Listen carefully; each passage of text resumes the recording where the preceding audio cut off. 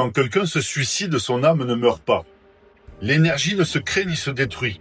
Et cette personne n'est pas prisonnière de l'enfer. D'un point de vue de la vie éternelle, le suicide est simplement une rupture de l'âme, pas un échec moral. La plupart de ceux qui partent de cette façon étaient en réalité des êtres très sensibles, dont les canaux spirituels étaient ouverts beaucoup trop largement, sans les outils ni les soutiens nécessaires pour rester ancrés dans cette société. Après la mort, beaucoup de ces âmes entrent dans un espace de guérison, dans l'antéversus, et non dans une condamnation éternelle. Elles sont accueillies avec compassion et non avec punition.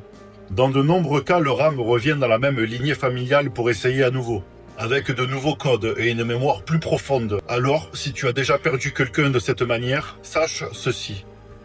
Tu n'es pas responsable, son âme, son esprit est toujours vivant. Et tu peux toujours lui parler avec ton cœur, pas avec ta douleur.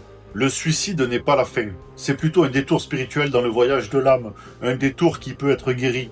Son essence, son esprit continue d'exister, son chemin continue, et l'amour reste. L'amour est en réalité le pont qui relie les mondes. Si toi ou quelqu'un que tu connais a perdu un proche à cause du suicide, partage ce message pour qu'il puisse se rappeler de cette vérité. L'esprit ne meurt jamais, et l'amour est le pont qui relie les mondes.